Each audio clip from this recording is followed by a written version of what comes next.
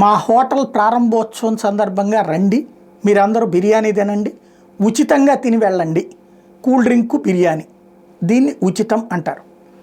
మా హోటల్ ప్రారంభోత్సవం సందర్భంగా 2 బిర్యానీలు కొంటే 1 బిర్యానీ ఫ్రీ, లేదా 2 బిర్యానీలు కొంటే 1 కూల్ డ్రింక్ ఫ్రీ, లేదా 1000 రూపాయలు కొనుక్కుంటే 200 రూపాయలు ఫ్రీ అంటే అది వ్యాపారం.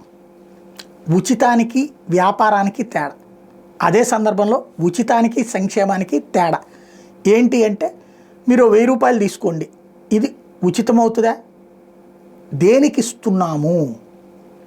భోజనం పెడితే ఉచితం, లేకపోతే కనుక ఇది తీసుకోండి దేనికో దానికి అంటే ఉచితం. అలా కాకుండా సంక్షేమం, ఫర్ ఎగ్జాంపుల్ ఎడ్యుకేషన్కి డబ్బులు ఇస్తే అది ఉచితం అవ్వదు, ఆ చదువుకోవడానికి ప్రోత్సాహం అవుతుంది.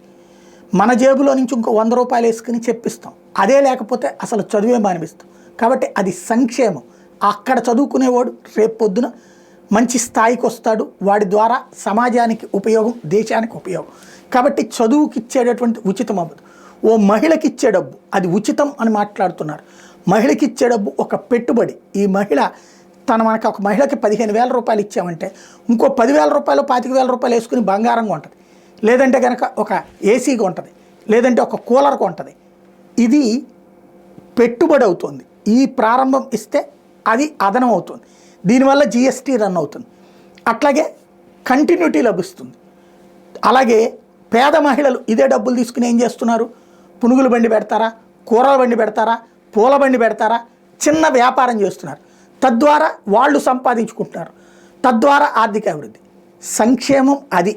అంటే సంక్షేమం అంటే రూపాయి ఇచ్చి వాళ్ళు ఎదిగేలా చేయటం. ఉచితం అంటే తిని కూర్చోవడం. ఇప్పుడు ఉచితాలు ఇస్తున్నారా సంక్షేమాలు ఇస్తున్నారా అన్నది ఎవరికి వాళ్ళు లెక్క కట్టుకోవచ్చు.